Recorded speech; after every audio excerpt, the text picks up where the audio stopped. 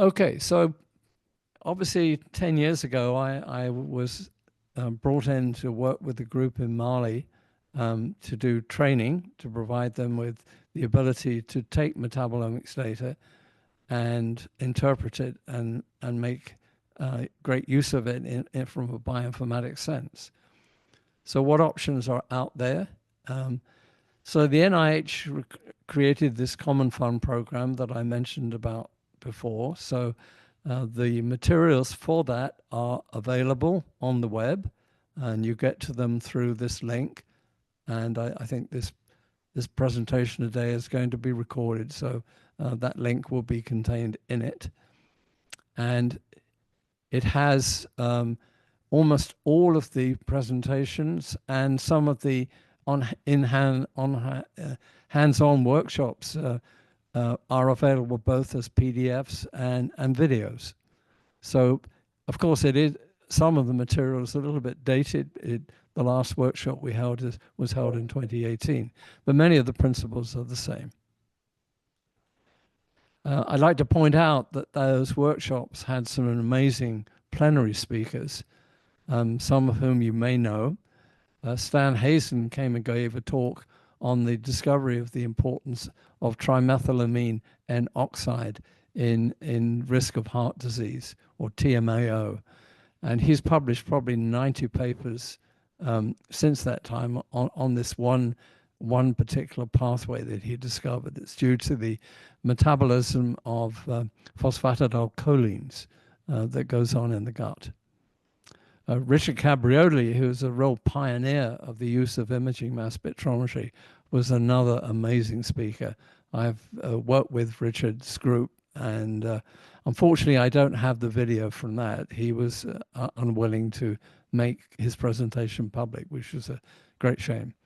He was followed by James Kenross, who came from Imperial College, from Jeremy Nicholson's group, and he told us about the use of the iKnife. And this is a form of very active real-time metabolomics used by the surgeons who are removing cancers. So by touching the surface of where the tissue needed to be resected, creates a little smoke, and the smoke is sucked into a mass spectrometer, and the pattern of ions in the mass spectrometer tells the surgeon whether this particular region is cancer or not cancer. And it can even pick out the region where the cancer is influencing the cells, but the cells are not cancer cells. We continue with the amazing speakers with Peter Nemes in 2017. And he, one of the areas that I was involved in approving for NIH back in 2011, 2012, was the development of science in single cells. And so he had a single cell, it was the frog embryo cell, and he showed that the metabolome of the cells in the embryo were the metabolite content was different. And when he transferred the metabolites from one cell to the other, he changed the outcome, what that cell became. So showing the metabolome is intimately integrated into the rationales for cellular differentiation and development. And then the final speaker was George Miller, and students had asked if I could bring somebody in who was doing the metabolome, and there were many options, but I thought his was really interesting since he had discovered that there was a metabolome associated with pancreatic cancer. And at the time, he wasn't doing metabolome. By the time he got to give the talk, yes, he'd started to realize that it was the metabolome surrounding the pancreatic cells that were making the tumor cells grow. So a lot of fun from that. The NIH, as part of the Common Fund, developed the Metabolomics Workbench, where investigators who are funded by NIH, and actually anybody else, can deposit their data. And so you'll find that at the link that you see on the screen here. And the last time I looked, it had over 2,000 uploads of data sets from experiments that were extremely detailed and contained a lot of metadata. And it was organized so that if you're wanting to do an experiment, you can go in and click on one of the items in this bubble plot that's relevant to your interest, and it will give you the access then to all of the uploads that are in that area. And you can look to see how the people did their experiment, types of extraction, what type of computers and mass spectrometers they used. So this can be extremely helpful when you're designing a new experiment. So here we are. You're an investigator in Africa and you're thinking about wanting to do a metabolomics experiment. You've collected some samples. And so now what are the options? Well, if you're fortunate enough, you can use LCMS or NMR at your institution if your institution has that type of equipment. This would be optimal. Now, even in the US, we get a lot of people come to us because their institution doesn't have these types of equipment or doesn't have anybody who's interested in doing this. So it's not unusual for institutions not to have either the instrument capability or the data processing and statistical capabilities for metabolomics.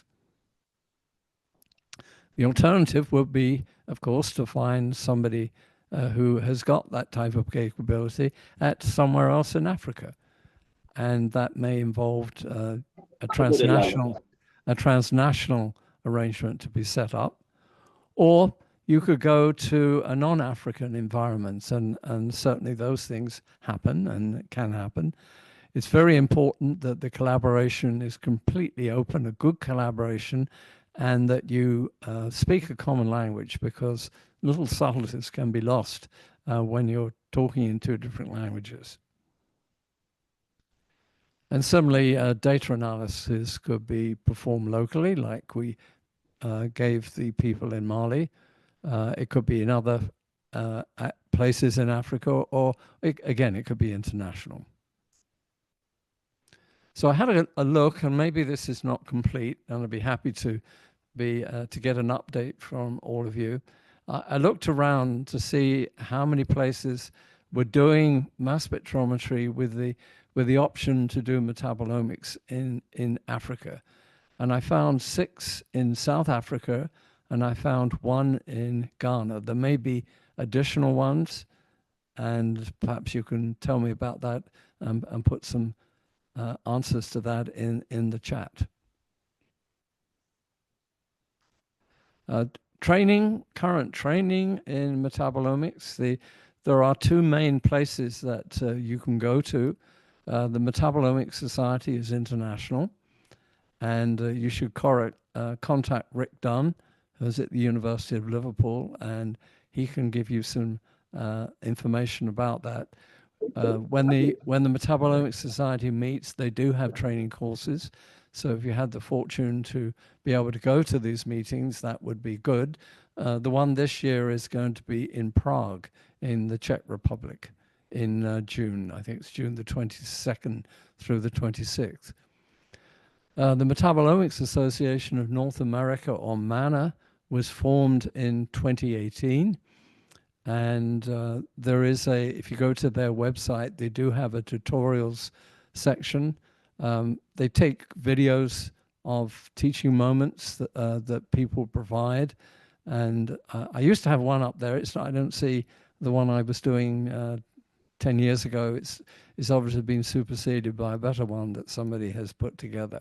But you can get to see and listen to and learn from a variety of different users. And then if you contact Aparna Vanaya, who's at UC Davis, she is passionate about teaching metabolomics, and she can provide you with probably a lot more options. And then at UAB, as I indicated earlier, we started a graduate course in 2015. I have been training people who were getting supplements to their existing grants to do metabolomics, and I was putting together ad hoc meetings, mostly discussing papers. But it just struck me that with all the things I was learning and putting together in organizing the NIH workshop, that it was time to put together a graduate course, and I did. And so we've been doing this every year since.